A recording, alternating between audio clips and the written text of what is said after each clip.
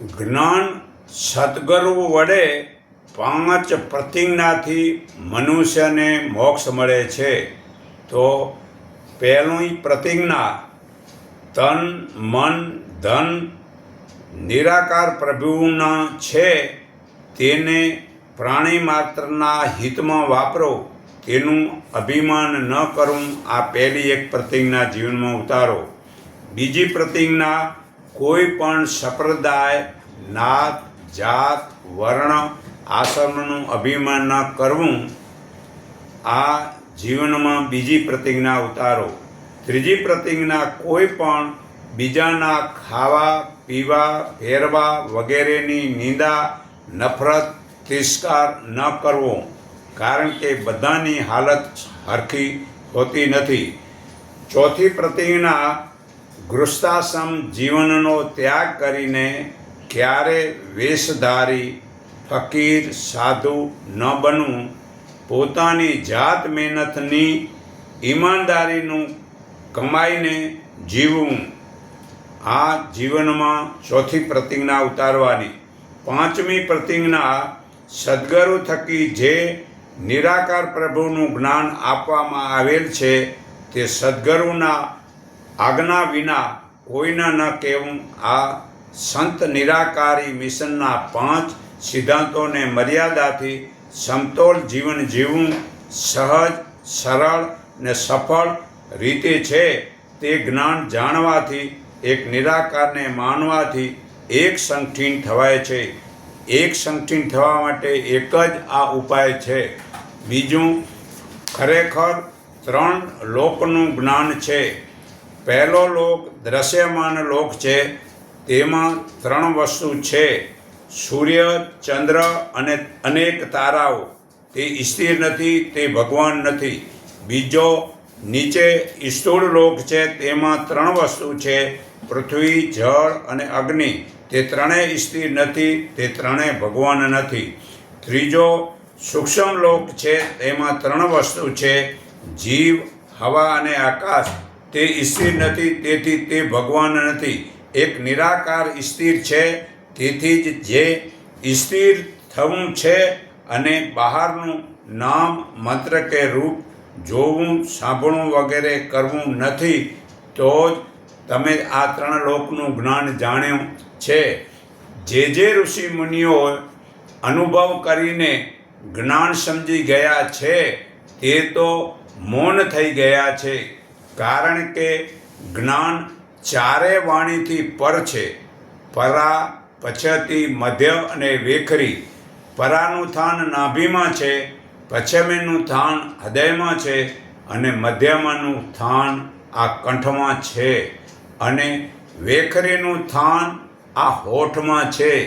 બાકી નિરાકાર પ્રભુને ઓળખવા તે જ્ઞાન, બાકી તો ગમે તેટલું વ્યવહારિક જ્ઞાન હોય છતાં તે મનુષ્ય તો અજ્ઞાની જ છે. છતાં સાકાર શરીરવાળાનું જ્ઞાન મેળવવા સિવાય કદાપી નિરાકાર પ્રભુનું જ્ઞાન મળતું નથી. તો ખરેખર પહેલાં સાકારનું જ્ઞાન જાણવું જોઈએ, કારણ કે નિરાકાર પ્રભુનું શરીર જ નથી, તો એને બોલી વાણી કેવી રીતે આપણે જાણી શકીએ? પરમપિતા પરમાત્મા આપણે જે મનમાં બોલીએ એ જાણી શકે છે. એ તો બધું વગર શરીર ને ઇન્દ્રિયો વિના બધું કરી શકે છે. પણ આપણે તે પરમપિતા પરમાત્માને જાણવા માટે ખરેખર શરીરવાળા સાકાર શરીર જેનું હોય એને સાકારી મનુષ્ય કહેવાય, સાકાર સ્વરૂપવાળો કહેવાય. તેના વડે જ જાણવું જરૂરી છે. તો શરીર શુદ્ધ માટે ઉપવાસ કરવો. ખરેખર ઉપવાસથી જ શરીર શુદ્ધિ બને છે. ચિત્તની શુદ્ધિ માટે એકાંતમાં રહેવું. એકાંતમાં રહ્યા સિવાય ચિત્ત શુદ્ધ થતું નથી. અને મનની શુદ્ધિ માટે મૌન રહેવું. મૌન સિવાય મનની શુદ્ધિ થતી નથી. આવી રીતે મૌન, એકાંત અને ઉપવાસથી જ્ઞાન જલ્દી થાય છે. આત્માજ્ઞાન મેળવવા માટે પાખંડ જે મારું તારું વેર ઈર્ષા છળ કપટ વગેરે આ પાખંડ છોડવું પડે છે. જે વ્યવહારિક જ્ઞાન છે તે છોડવું પડે છે.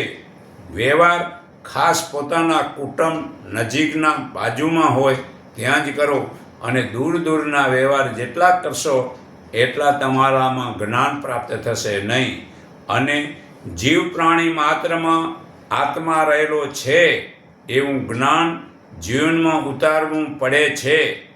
ત્યારે આંખ ખોલીને પરમાત્માને જોને તારી પાસે પરમાત્મા છે.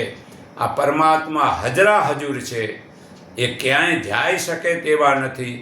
સાવ આમ પાસે જે હજરા હજુર છે, હાજર છે, એની હાજરીમાં સત્યકર્મ અને પરમાત્માનો આ આનંદ લૂંટોને.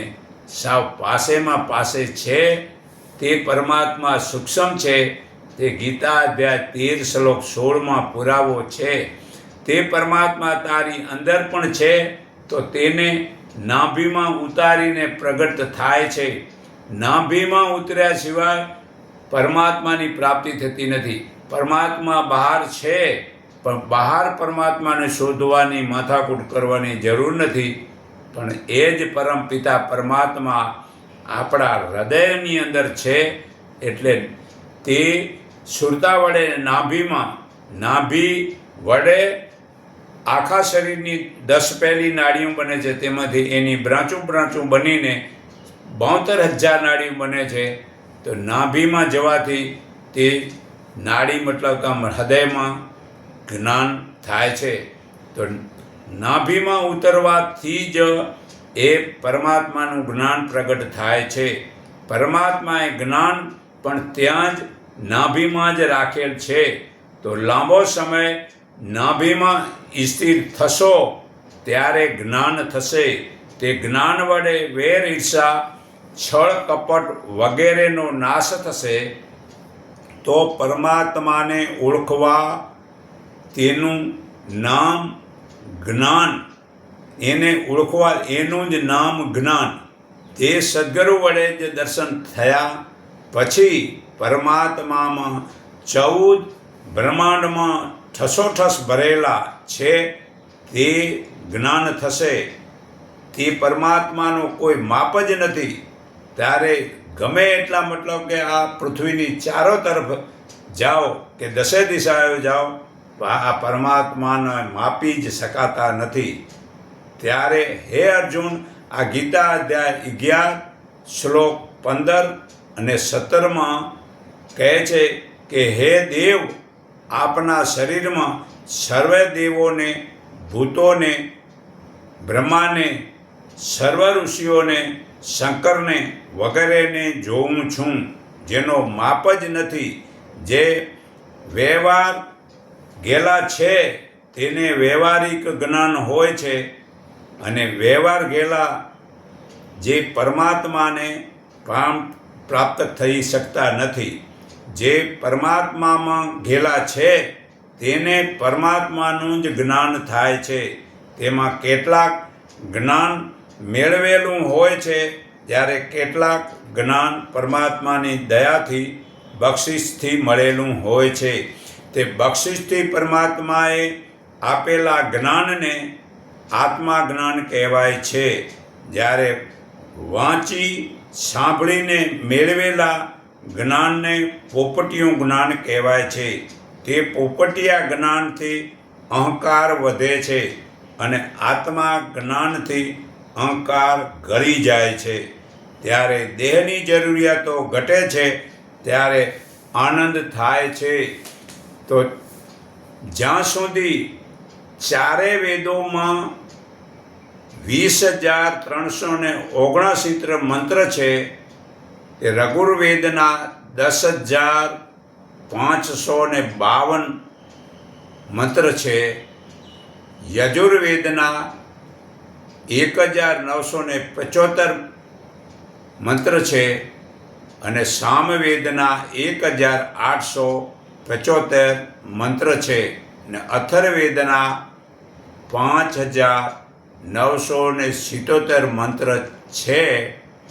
એ જ્યાં સુધી આપણે એ મંત્રનું જ્ઞાન નથી, જુઓ મુસલમાનના દરેક નાના બાળકોને પૂછો તો એ કુરાનના મંત્ર કેટલા છે, કુરાન દરરોજ વાંચે છે અને દરરોજ મસ્જિદમાં દિવસનું ભણાવે છે.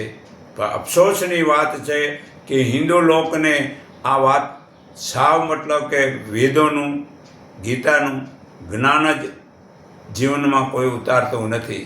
તો યાદ રાખો કે આપણે વેદોમાં 20,379 મંત્ર છે, રઘુર્વેદમાં 10,552 મંત્ર છે, યજુર્વેદમાં 1,975 મંત્ર છે ને સામવેદમાં 1,875 મંત્ર છે ને અથર્વવેદમાં 5,977 મંત્ર છે. તો અમુક સંપ્રદાયના નાના પુસ્તક થોડાક અથર્વવેદના 30-32 કે 52 મંત્ર ભણી અને તેમાં જ રહી જાય છે, તેનાથી પૂરા પારગત થતા નથી. તો પૂરા વેદ વાંચ્યા સિવાય કોઈ બીને જ્ઞાન થતું નથી. બીજું કે આ સંસાર 1,96,08,53,117 વર્ષ થયા એટલો જૂનો છે ને આ સંસાર હજી કેટલા વર્ષ ચાલશે? 2,35,46,46,883 વર્ષ સુધી હજી ચાલશે. આટલો બધો બાકી છે. અને નવા જે સંપ્રદાયો, જુઓ ઈસાઈ મત પંથની સંપ્રદાયના ધર્મને 2017 વર્ષ લગભગ થયા અને ઈસાઈ મત પંથને લગભગ 1400 વર્ષ થયા આ મુસલમાનનો. અને બ્રહ્માકુમારી, રાધા સ્વામી, ગાયત્રી પરિવાર, સ્વામી નારાયણ, આનંદ માર્ગ વગેરે મતપંથની સંપ્રદાય સાવ નવા 100થી 200 વર્ષના છે. તે નવા બને છે અને તેમાં જવાથી જુદા મતભેદ થાય છે. તો વેદ વાંચી અને એક જ વેદના આચરણે જીવન જીવાય ને તેવું જ્ઞાન ઉતારવાથી એક સંઠીન થાય છે. તો વેદનું જ્ઞાન સૃષ્ટિની શરૂઆતમાં પરમાત્માએ ઋષિઓને સમાધિમાં આપ્યું, જેમના નામ એક અગ્નિ હતું, બીજું વાયુ, ત્રીજું આદિત્ય ને ચોથું અગિરા હતું. તેમણે આ વેદોનું જ્ઞાન સૃષ્ટિની શરૂઆતમાં પરમપિતા પરમાત્માએ આ 4 ઋષિઓને સમાધિમાં આપેલું છે. તો પરમાત્માના મુખ્ય કર્મ 5 છે, યાદ રાખો. પહેલો સંસારને બનાવવો, બીજું સંસારનું પાલન કરવું, ત્રીજું સંસારનો નાશ કરવો ને ચોથું વેદોનું જ્ઞાન દેવું ને પાંચમું સારા ખરાબ કર્મનું ફળ દેવું. તો કોઈ પણ સૃષ્ટિની શરૂઆતમાં માણસો સમજાવે છે કે બ્રહ્મા જ્ઞાન આપે છે, વિષ્ણુજી 4 પુરુષાર્થ કરીને પાલન પોષણ કરે છે અને શંકર સહાર કરે છે. તે બધા મતલબ છોડી દો. આ બધું જ 3 ગુણ કહેવાય અને તે આપણા જીવનમાં 3 ગુણ વડે સતો ગુણથી મતલબ કે વેદનું જ્ઞાન થાય છે અને સતો ગુણથી 4 પુરુષાર્થ થાય છે, રજો ગુણથી 4 વેદોનું જ્ઞાન થાય છે ને તમો ગુણથી પોતાનો જ મતલબ પોતે નાશ કરે છે. આ ગુણો જ જીવનમાં રહી, જે આ ગુણોને જ બ્રહ્મા વિષ્ણુ મહેશ કહેવાય છે. આ ગુણો જીવનમાં જ મતલબ કે આ બધું એનું કરાવે છે. તો ખરેખર સંસ્કાર 16 છે. ગર્ભધાન પહેલો, બીજું પુષ્વન, ત્રીજું સીમિતાન્યન, ચોથો જાતકર્મ, પાંચમો નામકર્મ, છઠ્ઠું અન્નપ્રસાન, સાતમું નિષ્કર્મણ, આઠમું ચૂડાકર્મ, 9 કર્ણવેદ, 10મું ઉપનયન, 11મું વેદાર્ભ, 12મું સમાવર્ત, 13મું વિવાહ અને 14મું વાનપ્રસાદ અને 15મું સંન્યાસ અને 16મું જનૈદૃષ્ટ મૃત્યુ. તો જે સંસ્કાર જો પહેલો જીવનમાં ઉતારવો હોય તો માતા પિતા ગર્ભધારણ કરે એના પહેલાં સાત્વિક આહાર લે અને પુષ્કળ ઈમાનદારીનું આસન, પ્રાણાયામ વગેરે પુષ્કળ શરીરને શુદ્ધ કરે આસન અને પ્રાણાયામ વડે તો જ આ સંસ્કારો જીવનમાં ઉતરે છે. તો શું વેદ, ગીતા, ધર્મમાં છૂતાછૂત આભણ છેટ વગેરે જાતિભેદ છે? નથી.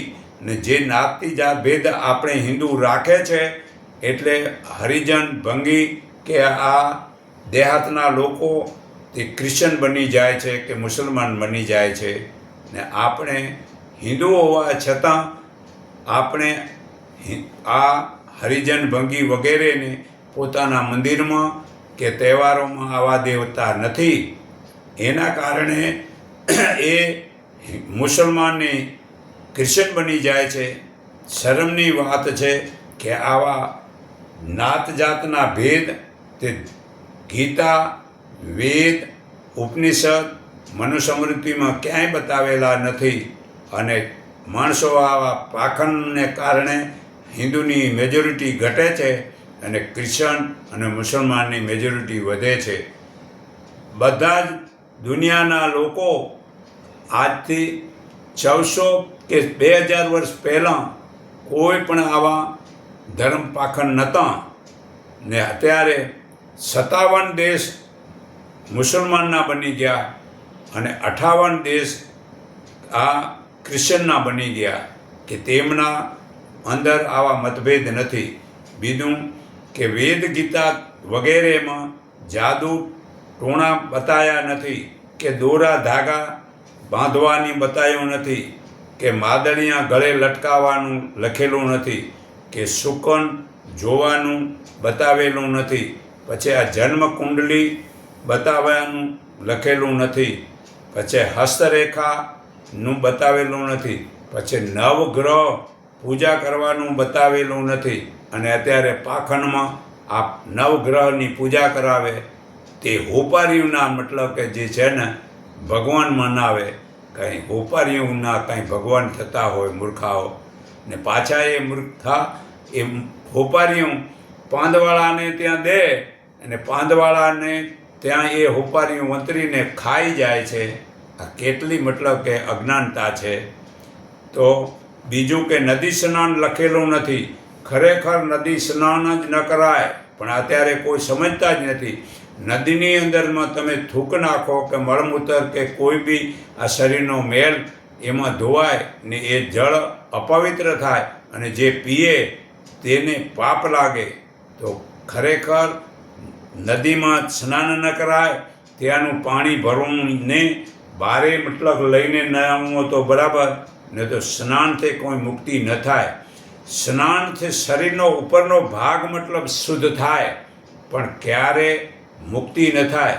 અને જો મુક્તિ થાય તો ડેડકા, કાચબા ને મચ્છીઓ 24 કલાક એની અંદર છે. તો એ ઓબ્જેક્શન ઉઠાવે કે અમે 24 કલાક છે તે અમારું મુક્તિ મળતી નથી ને અડધા કલાકવાળાને મતલબ મુક્તિ આપો તો એને ફોર્મ પાછું વાળો અને અમારો પહેલો મતલબ કે નંબર લગાવો. આવા મૂર્ખા સાવ નથી સમજતા, તે નદી સ્નાનમાં જાય છે. પછી બલિ પ્રથા બતાવેલું નથી સતી પ્રથા બતાવેલું નથી, માંસાહાર ખાવું બતાવેલું નથી, દારૂ પીવું બતાવેલું નથી, ભૂત પ્રેત બતાવેલું નથી, બહુ લગ્ન કરવા બતાવેલું નથી, પિતૃના નામે પિંડદાન કરવાનું બતાવેલું નથી. શા માટે એક દિવસના લોટ બગાડો છો? આ 3 ગુણને મતલબ કે તમારા જીવનમાં ઉતારો તો પિંડદાન થયું કહેવાય. ભવિષ્યવાણી નથી, મંદિરમાં દીવો કરવાનું બતાવેલું નથી, કે નાળિયેર વધારવાનું બતાવેલું નથી, કે અગરબત્તી કરવાનું બતાવેલું નથી, કે મૂર્તિ પૂજવાનું બતાવેલું નથી, ફટાકડા ફોડવાનું બતાવેલું નથી, કર્મકાંડ કરવાનું વગેરે બતાવેલું નથી. તો શા માટે કરો છો? આ ગીતા વેદમાં આ બતાવેલું નથી, એવું શા માટે કરો છો? તો જુઓ, એક સ્ત્રી પોતાના પતિની આજ્ઞામાં રહીને સેવા કરે છે, છતાં કોઈ પણ તે સેવાના બદલાની આશા રાખતી નથી. તમે ધર્મ માટે વ્યવહારિક કર્મની ઈચ્છા રાખ્યા વિના, ધર્મ એટલે સત્ય કર્મને જ ધર્મ કહેવાય છે, સત્કર્મને ધર્મ કહેવાય છે.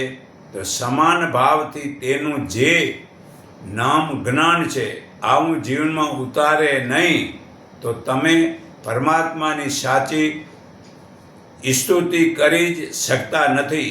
પરમાત્માએ બધા મનુષ્યને જ્ઞાન આપેલ છે, પરંતુ જ્યાં સુધી તે મનુષ્ય બીજા ઉપર વેર, ઈર્ષા, અભિમાન રાખવાથી જ્ઞાન ભૂલાઈ જાય છે.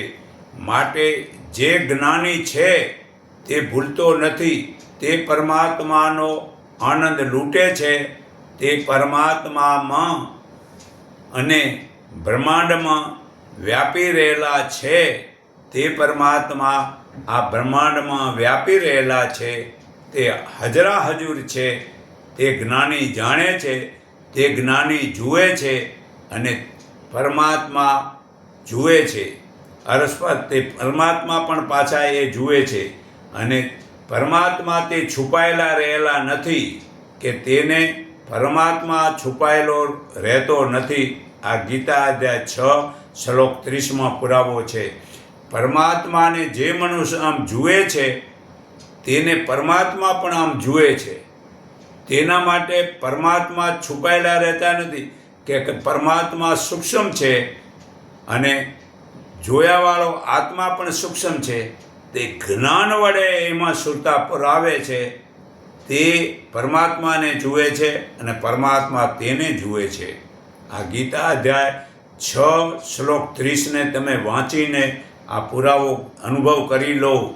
સર્વે પ્રાણીઓમાં રહેલા પરમાત્મા એક જ છે એમ એકપણાનો આશ્રય કરી ને જે જોગી સર્વભૂતોમાં રહેલા પરમાત્માનો આનંદ લૂંટે છે, તે સર્વે પ્રકારે કર્મોમાં વર્તે તો પણ પરમાત્મામાં જ વર્તે છે. હે અર્જુન, જે સર્વ પ્રાણીઓમાં પોતાની જેમ સુખ કે દુઃખને સમાન જુએ છે તેવું વર્તન કરે છે, તેવો જ યોગી ફરી જન્મતો નથી.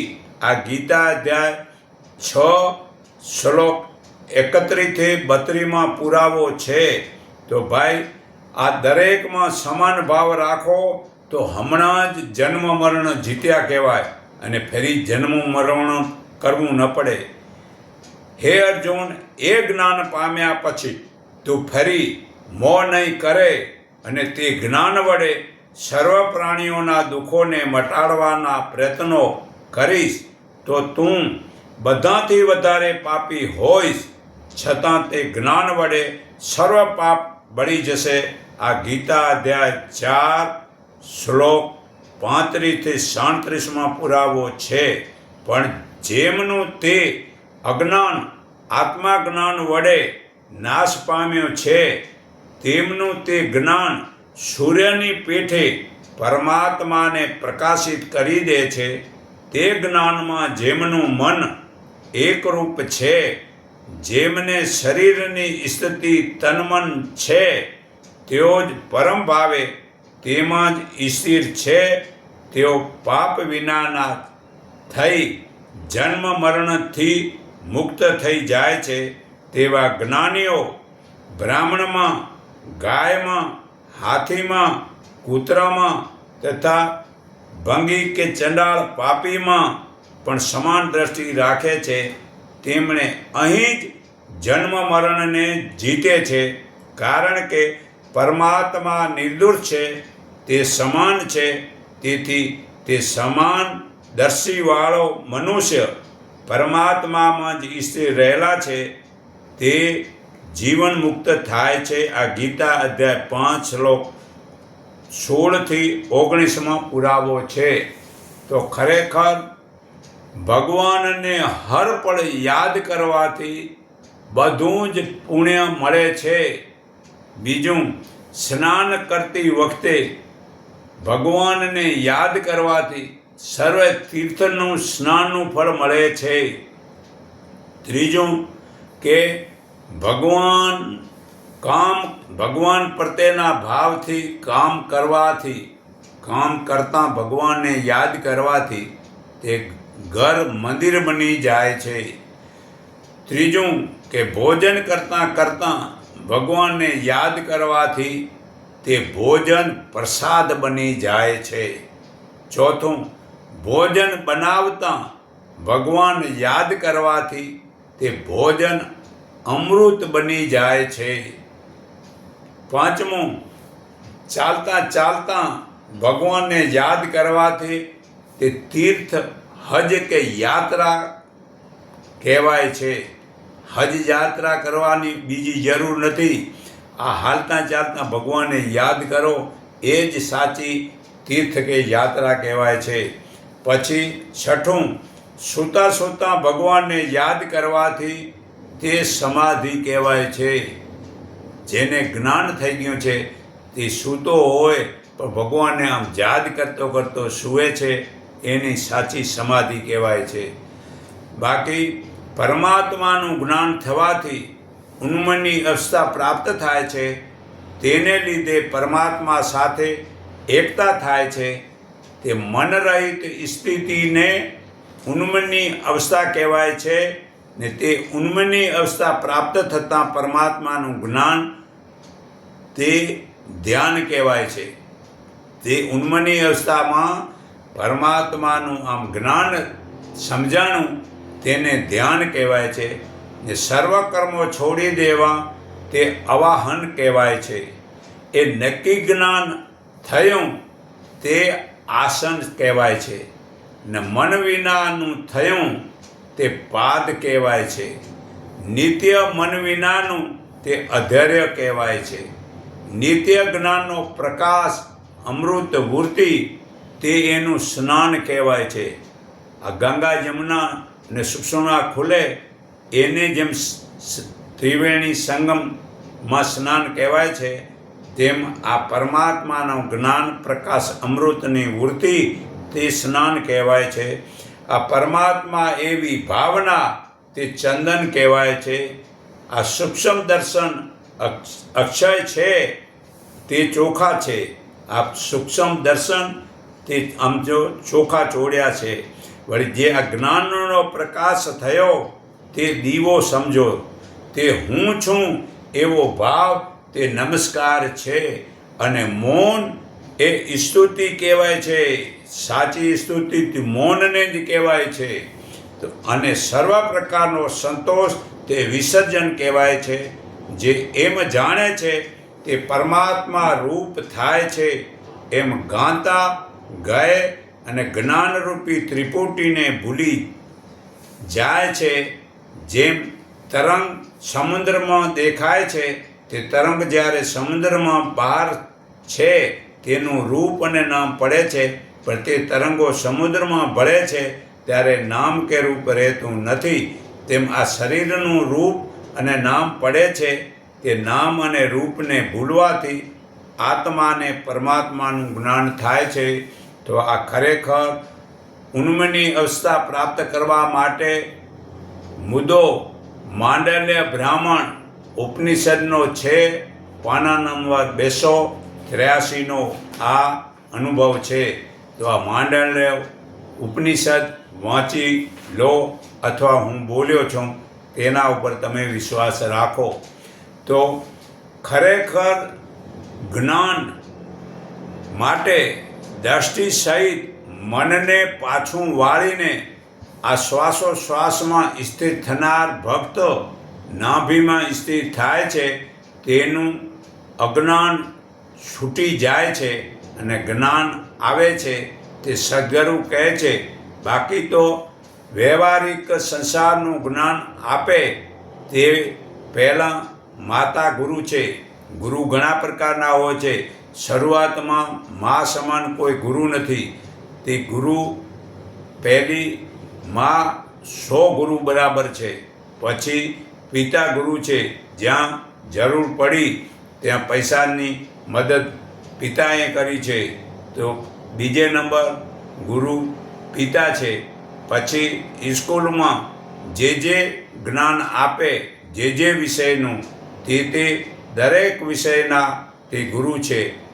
જે મંત્ર આપે તેવા અને ગુરુ કહો તે બધું જ સંસારની પહેલી બધી જ વસ્તુ સમજાવે, બધું જ સમજાવે તે બધા ગુરુ છે.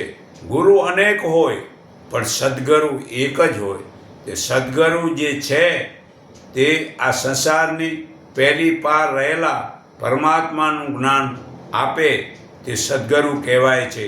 તે સદગુરુ તે બધું જ ભૂલાવે છે, બધો જ મોહ માયા છોડાવે છે, તેને સદગુરુ કહેવાય છે. તે સદગુરુ તેને જ કહેવાય છે કે જે આ સંસારનો મોહ છોડાવીને પરમાત્માના દર્શન કરાવે, તે પરમાત્માનો આનંદ લૂંટાવે એવા સદગુરુ કહેવાય છે. તે પરમાત્માનું જ્ઞાન થયા પછી તે ભૂલાતું નથી અને આઠે પોર આનંદે આનંદ રહે છે. એકવાર જો આ જ્ઞાન પ્રાપ્ત થયું તો ક્યારે જીવનમાં ભૂલાતું નથી. તે પરમાત્મા પાસે માંગણી કરવી કે મનુષ્ય માત્રને જ્ઞાન આપો, કારણ કે એક જ આંગળી ખંડિત હોવાથી આખું શરીર ખંડિત ગણાય છે. એવી જ રીતે જ્યાં સુધી એક પણ મનુષ્ય અજ્ઞાની હોય ત્યાં સુધી આખો મનુષ્ય સમાજ કહો કે આખું સંસાર કહો એ અજ્ઞાની જ ગણાય છે. અને આપણે પણ જ્યાં સુધી તે સમાજમાં છીએ ત્યાં સુધી અજ્ઞાની જ ગણાઈશું. તે પરમાત્મા સર્વે જગાએ મોજૂદ હાજરા હજુર છે. હાજરા હજુરની હાજરીમાં આ જ્ઞાન પ્રાપ્ત કરી લો. તે જ્ઞાનીનો પરમાત્માના દર્શન થયા કરે છે. પછી તેને મંદિરની જળમૂર્તિના દર્શન એ જતો નથી. હું ગઈ સાલની ને મોયલી સાલ 1 મહિનો જેવો લગભગ વિથોણ રહ્યો, પણ હું ક્યારેય ખેતા બાપાની જળમૂર્તિને પૂજતો નથી કે નમતો નથી. કારણ ખરેખર ખેતા બાપાને હું માનું છું કે એ ગાયોને અને દીકરીઓ એટલે નિયાણીઓને મતલબ મદદ કરવી. તો એ ખેતા બાપાના ગુણ કર્મ શું હતા કે ગાયોનું રક્ષણ કરવું અને નિયાણીઓને જે કાંઈ પુણ્ય કરવું. તો આપણે એ નિયાણીઓને જે પડતે થાય તે કરીએ છીએ અને ગાયો પડતે ચારો બારો આપીએ છીએ. તો એ આપણે જીવનમાં ઉતારો. બાકી ખેતા આપો હોય કે ગમે તે પિતૃ હોય કે દેવો હોય એને પૂજવાની જરૂર નથી. આ ગીતા અધ્યાય 9 શ્લોક 25માં પુરાવો છે. દેવોને પૂજનારા દેવોને મળે છે, પિતૃને પૂજનારા પિતૃને મળે છે, ને ભૂતોને પૂજનારા ભૂતોને પ્રાપ્ત થાય છે. ભગવાન કહે છે ભગવાનને પૂજનારા ભગવાનને પામે છે. તો પિતૃ મરી ગયા પછી કોઈ ગધેડો, મીંદડો, કૂતરો કે ગમે તે જોનીમાં જન્મ્યો હશે અને પિતૃને પૂછશો તો તમે પણ તેના જેવા બનશો. ગધેડામાં જન્મ્યો હશે પિતૃ તો ગધેડામાં, કોઈ કૂતરામાં જન્મ્યો હશે તો કૂતરામાં જન્મ થશે, કોઈ ઝાડપાનમાં જન્મ્યો હશે તો ઝાડપાનમાં જન્મ આપણો થશે. આ તમોગુણની વૃદ્ધિમાં મૃત્યુ થનાર મનુષ્ય પશુ પક્ષીને ઝાડ પાનમાં જન્મ થાય છે. આ ગીતા અધ્યાય 14 શ્લોક 15માં પુરાવો છે. તો આ પિતૃને પૂજવાનું, દેવોને પૂજવાનું કે ભૂતોને પૂજવાનું છોડીને પરમાત્માને પૂજો તો પરમાત્માની પ્રાપ્તિ થાય છે. બાકી મંદિરની જળ મૂર્તિના દર્શનથી કાંઈ લાભ થતો નથી. ભગવાન કહે છે જ્ઞાનીને કે તને જ્યાં જોવો હોય ત્યાં તું મને જોઈ શકે છે, કારણ કે બધે જ તું છે અને બધે જ હું છું. એવી એક જગ્યા તો બતાવો કે ક્યાં ભગવાન નથી. અમદાવાદમાં ભગવાન છે તે તું આંખ મીચીને મુંબઈમાં જઈશ તો પણ ત્યાં જ છે, અને કલકત્તાની કલ્પના કરીશ તો ત્યાં પણ તે જ કલકત્તામાં તે જ પરમાત્મા છે.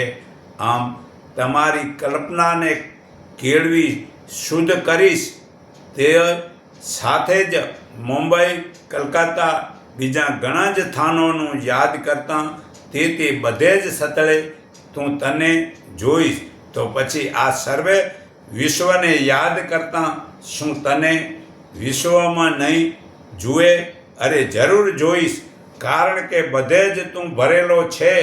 પણ ક્યારે તું તારી માયાનો ત્યાગીશ, આ મોહ માયાને ત્યાગીશ અને આત્માને ઓળખીશ તો જ તારો આ ગુરુ અને તું જ તારો શિષ્ય, તું જ તારો આત્મા અને તું જ તારું જગત.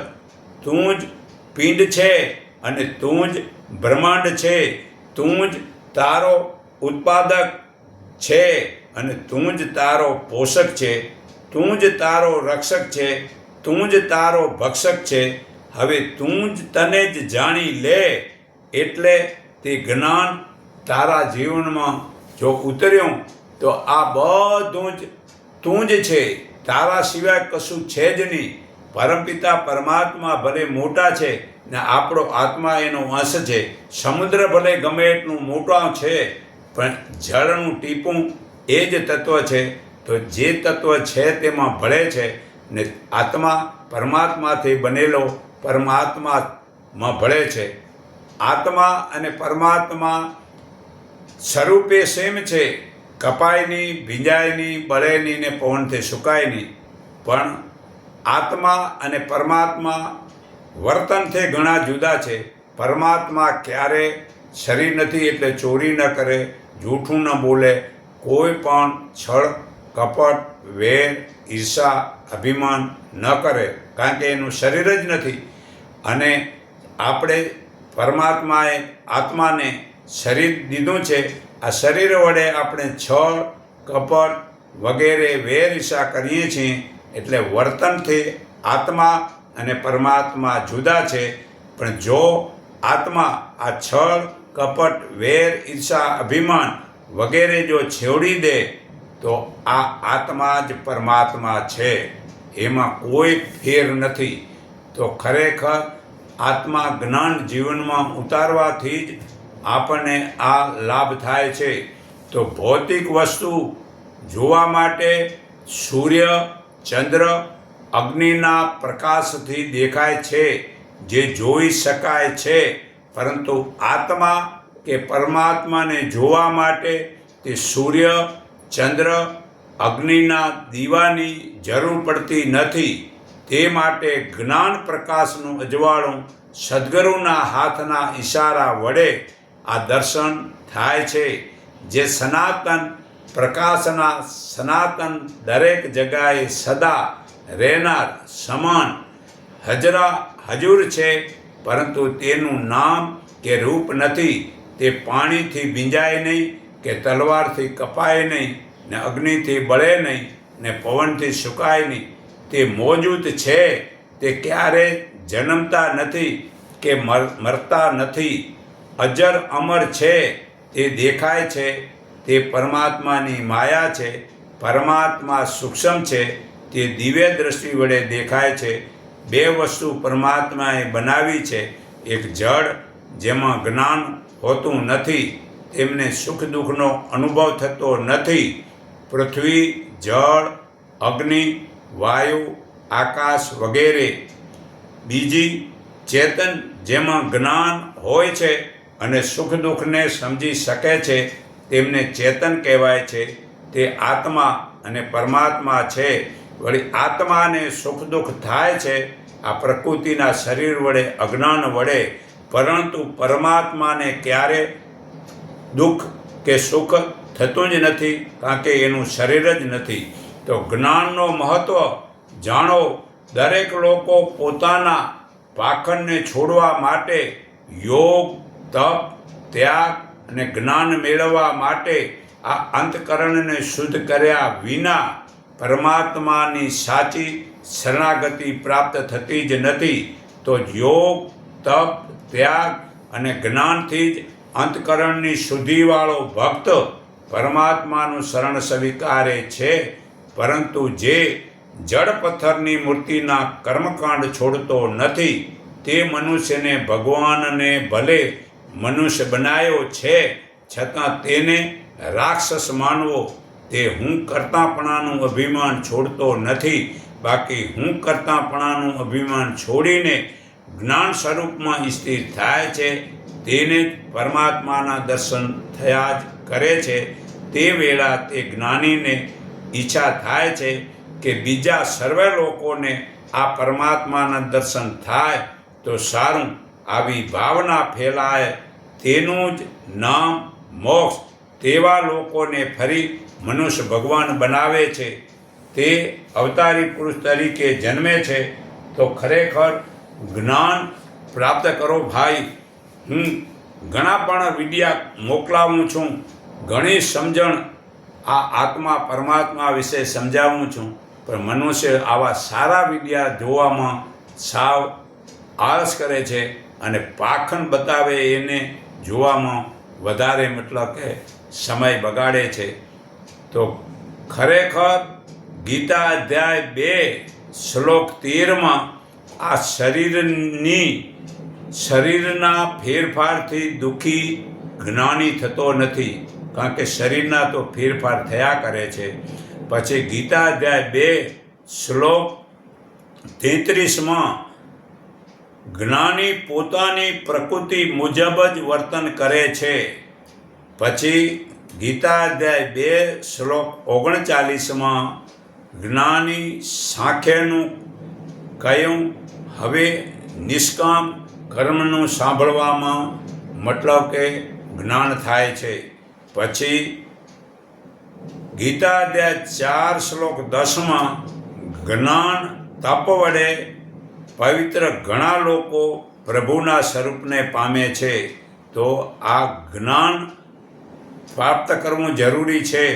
પછી ગીતા અધ્યાય 4 શ્લોક 27 જ્ઞાનીઓ ઇન્દ્રિયોના કર્મોને યોગ અગ્નિમાં હોમી નાખે છે. પછી ગીતા અધ્યાય 4 34 જ્ઞાનીનો ઉપદેશ સાંભળી તેની સેવા કરી ને તમે એ જ્ઞાન પૂછી લો. જ્ઞાનીને પૂછ્યા વગર જ્ઞાન થવાનું નથી. પછી ગીતા અધ્યાય 4 શ્લોક 35 જ્ઞાનથી મોહ છૂટે છે ને સર્વેને પોતામાં અને પ્રભુમાં જોવું. એટલે પોતાના જેવા દુઃખ છે એમ બીજાના દુઃખને હળવા કરવા, પોતાના સુખ છે એ બીજાને કેમ સુખ આપવા. તો આ જ્ઞાન તમને થયું સમજો. અને ગીતા અધ્યાય 4 37 આ જ્ઞાનરૂપી અગ્નિ વડે સર્વે કર્મોને બાળી નાખે છે. તો જ્ઞાન થયા પછી આ સર્વે કર્મો બળી જાય છે. અને ગીતા અધ્યાય 4:38 જ્ઞાન જેવું બીજું પવિત્ર નથી, સિદ્ધિથી પોતામાં પામે છે. તો જ્ઞાન પ્રાપ્ત કરો ભાઈઓ. પછી ગીતા અધ્યાય 4 શ્લોક 39 જ્ઞાનથી જીતેન્દ્રિય એટલે આ બધી ઇન્દ્રિયોને જીતે તે પુરુષ તરત જ મોક્ષ પામે છે, શાંતિ પામે છે. કારણ કે જો ગળામાં એક છિદ્ર હોવાથી અમૃત પાણી નીકળી જાય છે, તેમાં શરીરરૂપી ગળામાં એક ઇન્દ્રિય વશમાં ન હોય તો એમાં આ જ્ઞાન રહેતું નથી. તો ગીતા અધ્યાય 4 શ્લોક 41માં જ્ઞાનીઓને કર્મના બંધન લાગતા જ નથી. ગીતા અધ્યાય 5 શ્લોક 5માં જ્ઞાનીઓને જ્ઞાનથી અને કર્મવાળાને કર્મથી પ્રભુ મળે છે. આ ગીતા અધ્યાય 4 શ્લોક 33માં હે અર્જુન, દ્રવ્યમય યજ્ઞ કરતાં જ્ઞાનમય યજ્ઞ ઉત્તમ છે. હે પાર્થ, સંપૂર્ણ પદાર્થ આ જ્ઞાનમાં સમાઈ જાય છે. તો પછી આ જ્ઞાન જ પ્રાપ્ત કરો ને વીરા. ગીતા અધ્યાય 7 શ્લોક 17માં જ્ઞાનીને પ્રભુ પ્રિય છે અને પ્રભુને જ્ઞાની પ્રિય છે. ગીતા અધ્યાય 7 શ્લોક 18માં જ્ઞાની પ્રભુનો આત્મા છે, મને પામવા કરતાં શ્રેષ્ઠ બીજું કાંઈ નથી. જ્ઞાની એમ સમજે છે પરમાત્માની પ્રાપ્તિ કર્યા સિવાય બીજું શ્રેષ્ઠ કાંઈ છે જ નહીં. પછી ગીતા અધ્યાય 7 શ્લોક 19માં જ્ઞાની પ્રભુનું શરણ લે છે ને જ્ઞાન બહુ જન્મોનો પછી જ થાય છે. ગીતા અધ્યાય 7 શ્લોક 20માં જ્ઞાન હરાઈ ગયેલા બીજા દેવતાને શરણે જાય છે, પણ તે અલ્પબુદ્ધિવાળાને જે જ્ઞાન વસ્તુ મળે છે તે નાશવંત હોય છે. આ ગીતા અધ્યાય 7 શ્લોક 23માં પુરાવો છે. તો ગીતા અધ્યાય 9 શ્લોક 15માં જ્ઞાન યજ્ઞથી પ્રભુનું પૂજન કરતાં પ્રભુને ઉપાસે છે. ગીતા અધ્યાય 10 શ્લોક 11માં જ્ઞાન પ્રકાશના દીવાથી અજ્ઞાન અંધકાર દૂર થાય છે અને ભગવાન તે દૂર કરે છે. ગીતા અધ્યાય 13 શ્લોક 8થી 12માં આ જ્ઞાન જીવનમાં ઉતારવાથી મોક્ષ મળે છે. ગીતા અધ્યાય 13 શ્લોક 18માં જ્ઞાનથી જાણી શકાય છે આ જ્યોતિ સ્વરૂપ પ્રભુ જ છે. તો ગીતા અધ્યાય 14 શ્લોક 19માં જ્ઞાની સમજે છે 3 ગુણો સિવાય બીજો કરતા નથી. ગીતા અધ્યાય 18 શ્લોક 20માં જ્ઞાની સાત્વિક સર્વે ભૂતોને એક રૂપે જુએ છે.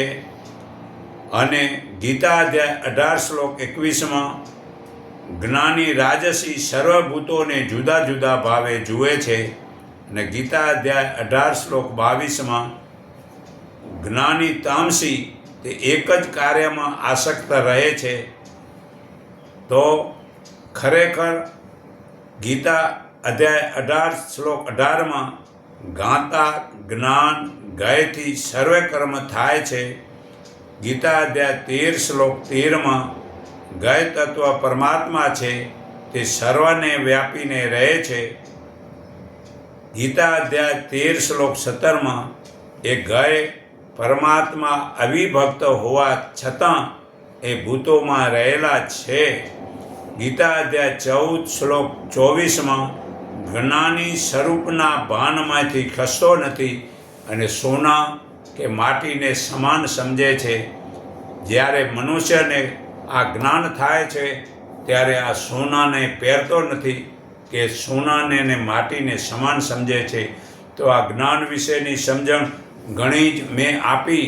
આ જીવનમાં ઉતારો તો જ ખરેખર આ મનુષ્યનો અવતાર પ્રાપ્ત થયો છે. તો ભાઈ, આ જડ મૂર્તિઓને પૂજવાનું છોડી પરમપિતા પરમાત્માને ઓળખો. આવો મનખાદેહ વારવાર નહીં મળે તો સર્વના હૃદયમાં રહેલા પરમપિતા પરમાત્માને હું મારા હૃદય ભાવથી નમન કરું છું. એકને ઓળખો, એકને માનો, એક સંગઠીન બનો, એટલું કહી હું મારી વાણી વિરામું છું.